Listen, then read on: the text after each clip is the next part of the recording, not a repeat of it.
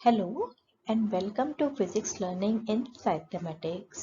मैं निशी गुप्ता और आज हम कंटिन्यू करेंगे क्लास 12th फिजिक्स का 9th chapter ray optics and optical instruments.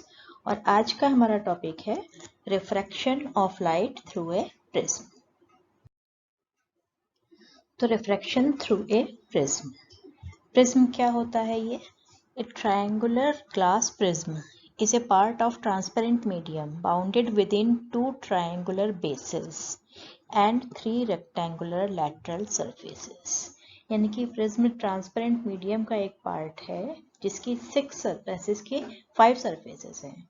कितनी है? 2 तो ट्रायंगुलर बेसेस, ये जो आप देख रहे हैं ट्रायंगुलर बेसेस कौन से हैं इसमें से? ABC एक बेस है और एक इसके ऑपोजिट होगा। एंड 3 लैटरल सरफेसेस, जो हम लाइंस देख रहे हैं AB, BC and BA and CA, AB, BC and CA, these are lateral surfaces. ये लैटरल सरफेस है। यहाँ पर आपको लाइन दिखाई दे रही है क्योंकि हम क्रॉस सेक्शन भी ड्रॉ कर रहे हैं, लेकिन ये रेक्टेंगुलर सरफेसेस हैं। तो इसको हम बोलते हैं प्रिज्म, जिसकी कि 2 ट्रायंगुलर बेसेस होते हैं और 3 रेक्टेंगुलर सरफेसेस होते हैं, जिनको हम लैटरल सरफेस भी बोलते हैं। ये जो तीनों सरफेसेस हैं they are inclined to each other, इनके बीच में कोई एंगल बन रहा है ये, and this angle is called the angle of the prism. और अगर हम इक्विलैटरल प्रिज्म लेते हैं तो एंगल ए कितना हो जाएगा? तीनों इक्वल हो जाएंगे ये एंगल्स, दैट इज 60 डिग्री। ठीक है, अब इसमें रिफ्रैक्शन देखते हैं लाइट का कैसे होता है। ये हम देख रहे हैं PQ, ये एक लाइट की रेज है जो कि इस पर इंसिडेंट है, इसको हम लिखते हैं इंसिडेंट रे। ये कौन से सरफेस पे इंसिडेंट है? AB सरफेस पे, Q पॉइंट पे। ठीक है, तो Q पॉइंट पे जब ये स्ट्राइक करेगी तो यहाँ बाहर एयर है और यहाँ पे ये ग्लास है, तो ये एयर से ग्लास में ट्रेवल करेगी, यानी कि रेयर से डेंसर मीडियम में। तो कैसे बेंड होगी? Towards the normal. तो नॉर्मल ड्रॉ कर लेते हैं Q पॉइंट पे, ये नॉर्मल है। तो ये रे जो है ऐसे जाने की बजाय नॉर्मल की तरफ बेंड हो जाएगी, यानी कि ये Q से R की तरफ ऐसे जाएगी। तो QR क्या है? ये रिफ्रैक्टेड रे।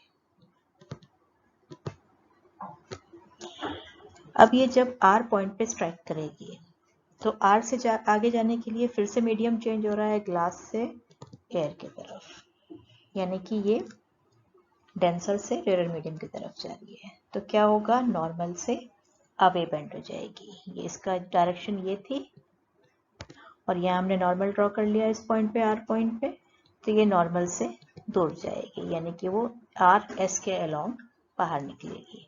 तो इसको हम बोलते हैं इमर्जेंट रे। ठीक है, तो PQ इंसिडेंट रे, QR उसके अंदर जो ग्लास के सरफेस के अंदर है दैट इज रिफ्रैक्टेड रे, और जो बाहर निकल रही है प्रिज्म से RS इज इमर्जेंट रे।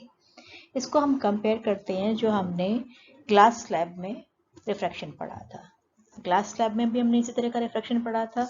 ये ABCD is a glass slab, ये इंसिडेंट रे है।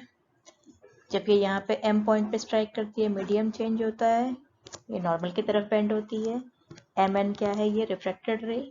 N से बाहर जब जाती है फिर से मीडियम चेंज हो रहा है तो अवे फ्रॉम द नॉर्मल जाती है, ये जो है इमर्जेंट रे।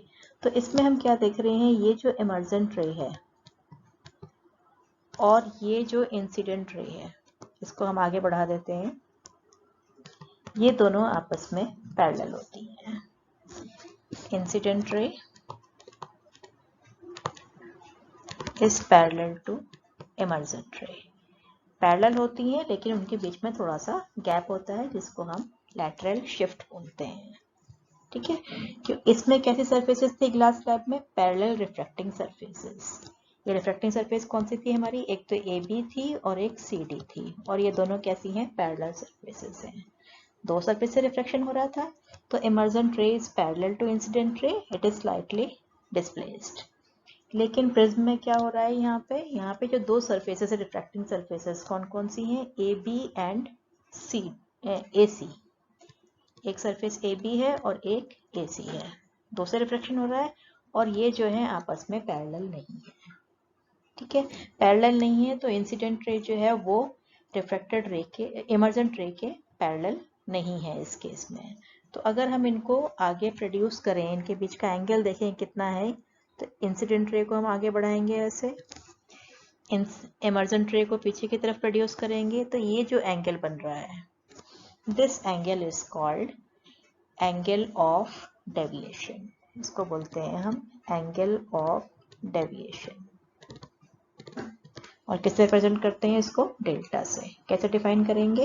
The angle between the emergent रे R S and the direction of the incident ray P Q is called the angle of deviation. तो इस केस में जब दोनों सरफेसेस, रिफ्लेक्टिंग सरफेस पैरेलल नहीं है, तो इंसिडेंट रे और इमर्जेंट रे के बीच में एक एंगल होता है जिसको हम एंगल ऑफ डेविएशन बोलते हैं। तो एंगल ऑफ डेविएशन को कैलकुलेट करते हैं कि ये किन एंगल्स पे डिपेंड करता है और कैसे रिलेटेड है।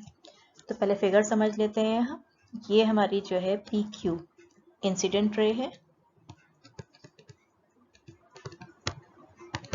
जो कि ए बी सरफेस पे क्यू पॉइंट पर इंसिडेंट है। क्यू पॉइंट पे हमने नॉर्मल ड्रॉ कर लिया है, और I1 क्या है? Angle of incidence, R1 angle of refraction. इसके बाद ये क्यू से आर की तरफ जाती है, यानी कि नॉर्मल की तरफ बेंड हो जाती है। तो ये क्यू आर है, दैट इज द रिफ्रैक्टेड रे।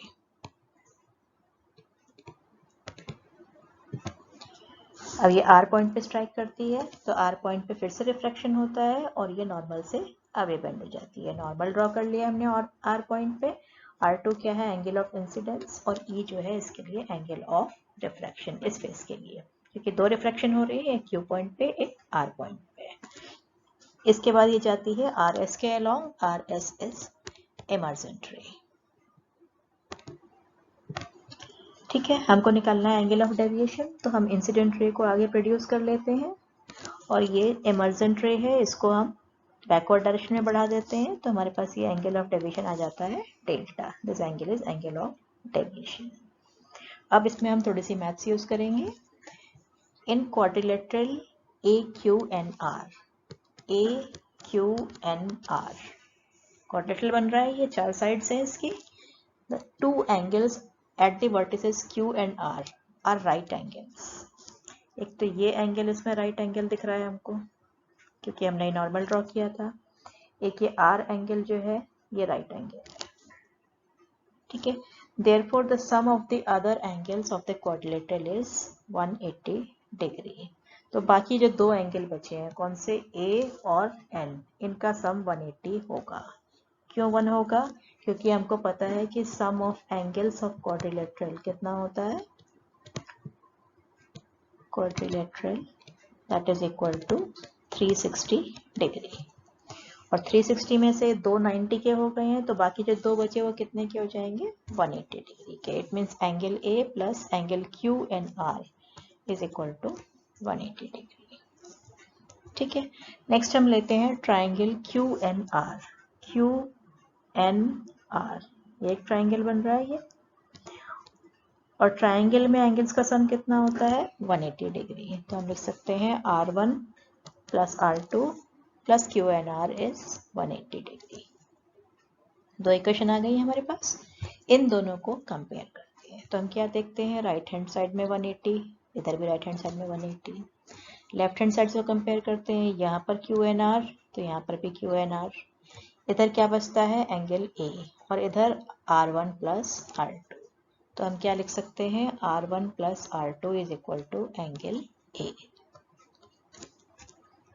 ठीक है, इसके बाद हम निकालते हैं एंगल ऑफ डेविएशन।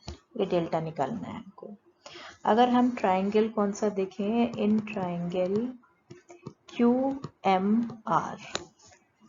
QMR में डेल्टा क्या है? Delta is exterior angle. Triangle के बाहर है ये, तो डेल्टा कैसा है? Exterior angle. और एक्सटीरियर एंगल क्या होता है ट्राइंगल का? वो दोनों इंटीरियर ऑपोजिट एंगल्स के सम के इक्वल होता है। इंटीरियर ऑपोजिट एंगल्स कौन कौन से हैं? एक तो ये एंगल और एक ये एंगल, ये दोनों क्या है? Interior opposite angles. तो हम क्या लिख सकते हैं, delta is equal to angle MQR plus angle MRQ, इन दोनों के सम के इक्वल है। अब हम निकालते हैं MQR कितना है। MQR कैसे निकालें, अब ये एक लाइन इंसिडेंट रे थी जिसको हमने आगे बढ़ा दिया था, ये नॉर्मल है, यानी कि दो इंटरसेक्टिंग लाइंस हैं ये एंगल I है, तो इसका वर्टिकली ऑपोजिट एंगल ये पूरा I होगा। हमको निकालना है ये जो रेड वाला एंगल मार्क कर रखा है, तो हम क्या करेंगे, I में से रिमेनिंग एंगल को सब्ट्रैक्ट कर देंगे, R1 को सब्ट्रैक्ट कर देंगे। इसी तरह से एंगल MRQ ये हमारी इंसिडेंट रे इमर्जेंट रे है और ये नॉर्मल है, ये दोनों लाइंस इंटरसेक्ट कर रही हैं। ये एंगल E है, तो इसका वर्टिकली ऑपोजिट एंगल ये E होगा पूरा, और इसमें से हम अगर R2 को माइनस कर दें तो हमें ये एंगल MRQ मिल जाएगा, E माइनस R2। ठीक है, तो हम लिख सकते हैं delta is equal to I minus R1 plus E minus R2, या हम लिख सकते हैं I plus E minus R1 plus R2। और R1 प्लस R2 की वैल्यू अगर हम इक्वेशन 3 से सब्स्टिट्यूट करते हैं तो वे क्या, delta is equal to I plus E minus A। क्या मतलब है इसका, the angle of deviation depends upon the angle of incidence. A तो फिक्स है प्रिज्म के लिए और E जो है वो I पे डिपेंड करता है, तो इसका मतलब डेल्टा किस पर डिपेंड कर रहा है, angle of deviation, it depends upon the angle of incidence. तो angle of deviation angle of incidence पर डिपेंड करता है। तो अगर हम एक्सपेरिमेंटली ग्राफ प्लॉट करें, यानी कि हम एक प्रिज्म लेके और डिफरेंट एंगल्स लें इंसिडेंस के और corresponding angle of deviation measure करें और ग्राफ प्लॉट करें, तो हमको इस शेप का ग्राफ मिलता है, ये जो फिगर में दिखा रखा है। इस एक्सिस पे हमने एंगल ऑफ इंसिडेंस प्लॉट किया है और ये वाई एक्सिस पर हमने एंगल ऑफ डेविएशन। तो क्या देख रहे हैं हम इस ग्राफ से, that any given value of delta corresponds to two values of I and hence of E। अगर हम डेल्टा की कोई भी पर्टिकुलर वैल्यू लेते हैं तो उसके कॉरस्पॉन्डिंग हमको I की दो वैल्यूज मिलती हैं, एक यहाँ पर और एक यहाँ पर। इसका मतलब दो एंगल ऑफ इंसिडेंस ऐसे हैं जिन पर कि एंगल ऑफ डेविएशन जो है हमारा सेम आता है, और I की दो वैल्यूज हैं तो E की भी दो वैल्यूज होंगी। वो कैसे मिलेंगी हमको, इस इक्वेशन से I plus E is equal to delta plus A already constant है, डेल्टा की हमने कोई पर्टिकुलर वैल्यू ली है, तो इसका मतलब I प्लस E कांस्टेंट होना चाहिए, और अगर I की दो वैल्यूज है तो E की भी दो वैल्यूज होंगी। तो हम डिफरेंट पॉइंट्स पे देख सकते हैं, हम ये पॉइंट लेते हैं डेल्टा के लिए तब भी हमको I की दो वैल्यूज मिलती हैं, यहाँ पर पॉइंट लेते हैं तब भी I की दो वैल्यूज मिलती हैं, इसका मतलब E की भी दो वैल्यूज मिलती हैं। क्या सिग्निफाई करता है ये, that delta remains the same if E and I are interchange। इस इक्वेशन से हम देख रहे हैं कि अगर हम I और E को इंटरचेंज कर दें, चाहे हमने लिखा है delta is equal to I plus E minus A, या हम लिखें E plus I minus A, it remains the same. इसका मतलब I और E जो है वो सिमेट्रिक हैं। इसको हम फर्दर और कैसे समझ सकते हैं, it is related to the fact that the path of the ray can be traced back resulting in the same angle of deviation. अगर हम रे के पाथ को रिवर्स कर दें तो भी डेविएशन सेम आएगा, यानी कि हम एंगल I को E और E को I ले लें। ये हमने पार्ट ड्रॉ किया था P से Q, Q से R और R से S। अगर हम इसको रिवर्स करते हैं, SR ये इंसिडेंट रे ले लें, फिर RQ रिफ्रैक्टेड रे और QP इमर्जेंट रे, तो भी हम देखते हैं कि ये जो दो एंगल्स जो हैं उतने ही हैं। I को और E को इंटरचेंज कर दिया है, पहले I एंगल ऑफ इंसिडेंस था और E एंगल ऑफ इमर्जेंस था, अब हमने E को एंगल ऑफ इंसिडेंस ले लिया और I को एंगल ऑफ इमर्जेंस ले लिया। तो डेल्टा देखते हैं, ये हमारी इंसिडेंट रे बन गई है और ये इमर्जेंट रे, इनके बीच का एंगल, तो इनके बीच का एंगल वही रहेगा जो पहले केस में था। ठीक। ठीक है, तो इसका मतलब आई के जो प्रिज्म है इसमें हम रेस को अगर रिवर्स कर दें तो एंगल ऑफ डेविएशन पे कोई फर्क नहीं पड़ता है, यानी कि आई और ई सिमेट्रिक है। अब हमारे पास सिर्फ एक केस ऐसा है, फिगर में देख रहे हैं हम, जहां पर एंगल ऑफ डेविएशन मिनिमम है। उस केस में हमको आई की एक ही वैल्यू मिलती है। ठीक है, आई की एक ही वैल्यू मिलती है, इसका मतलब क्या है कि हमारे पास ई की भी एक ही वैल्यू होगी, क्योंकि हम आई और ई को रिवर्स कर सकते हैं। तो आई और ई इस टाइम पर एक होंगे जब मिनिमम डेविएशन होगा। मिनिमम डेविएशन के टाइम पे when the minimum deviation DM, अगर डेल्टा जो है वो मिनिमम है जिसको हम डीएम से लिखेंगे, तो हमारे पास क्या होता है, आई इज इक्वल टू ई।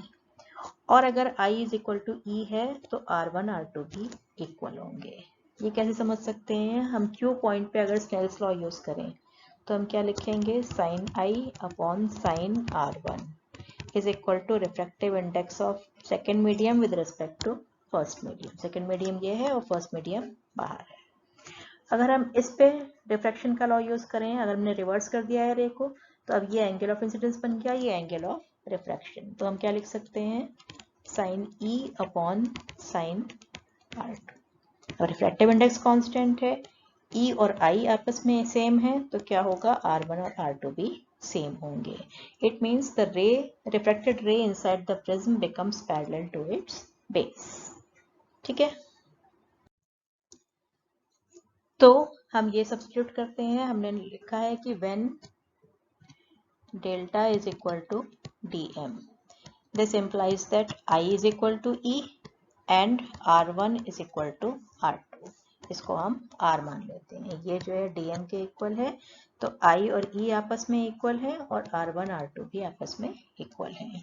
तो इस इक्वेशन से हमको क्या मिलेगा, R plus R is equal to A, या हम लिख सकते हैं 2R is equal to A, या लिख सकते हैं R is equal to A by 2।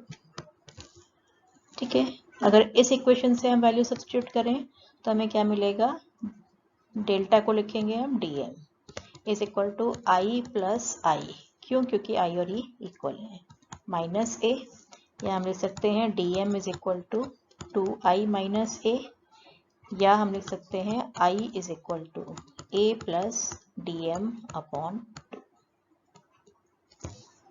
ठीक है, अब अगर हम स्नेल्स लॉ यूज करें तो हम रिफ्रैक्टिव इंडेक्स लिख सकते हैं, ये सेकेंड मीडियम है और ये फर्स्ट मीडियम है। तो हम क्या लिखेंगे, refractive index of second medium with respect to first medium is equal to sine, अगर हम क्यू पॉइंट पे यूज कर रहे हैं, sign I upon sine R1, या sign I upon sign R। और आई और R की वैल्यूज हम निकाल चुके हैं। आई की वैल्यू कितनी है, a प्लस dm अपॉन 2, और R की वैल्यू कितनी है, दैट इज a बाय 2। तो हम ये इक्वेशन यूज करके रिफ्रैक्टिव इंडेक्स प्रिज्म के मटेरियल का निकाल सकते हैं with respect to the outside medium. अगर हमने यहाँ पे ग्लास लिया है और यहाँ पे एयर लिया है तो हम इसको कैसे लिखेंगे, refractive index of glass with respect to air is equal to sine a plus dm by 2 upon sine a by 2। और अगर हम जो है प्रिज्म को किसी और सब्सटेंस में रख लें, किसी और मटेरियल में, अगर हम एयर की जगह वाटर ले लें तो क्या होगा, dm चेंज हो जाएगा। a तो चेंज नहीं होगा लेकिन dm चेंज हो जाएगा, मिनिमम डेविएशन चेंज हो जाएगा और कॉरस्पॉन्डिंगली रिफ्रैक्टिव इंडेक्स भी चेंज हो जाएगा। तो इस फॉर्मूले से हम रिफ्रैक्टिव इंडेक्स प्रिज्म के मटेरियल का निकाल सकते हैं। और अगर स्मॉल एंगल्स हैं तो हम साइन को एंगल से रिप्लेस कर सकते हैं और ये रिलेशन यूज कर सकते हैं।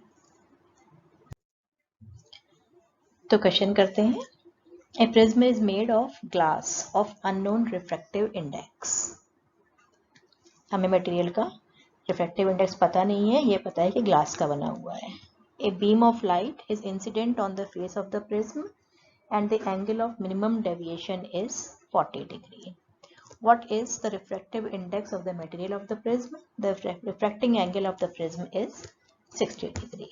सारी क्वांटिटीज हमको गिवन है, हमको dm गिवन है that is 40 degree, angle a given है 60 डिग्री, मटेरियल क्या है इसका, ग्लास, और बाहर ऑब्वियसली एयर होगी, तो हम लिख सकते हैं refractive index of glass with respect to air is equal to sin 60 plus 40 upon 2 by sin 60 upon 2. ये फॉर्मूला यूज किया है हमने. n21 is equal to sin a plus dm by 2 upon sin a by 2. इसको हम लिख सकते हैं sin 100 upon 2 that is sin 50 upon sin 30. It means sin 50 upon sin 30 की value half. It means 2 into sin 50. That is 2 into 0.765. ये sin 50 की value हम table से देख सकते हैं and we get refractive index is 1.53.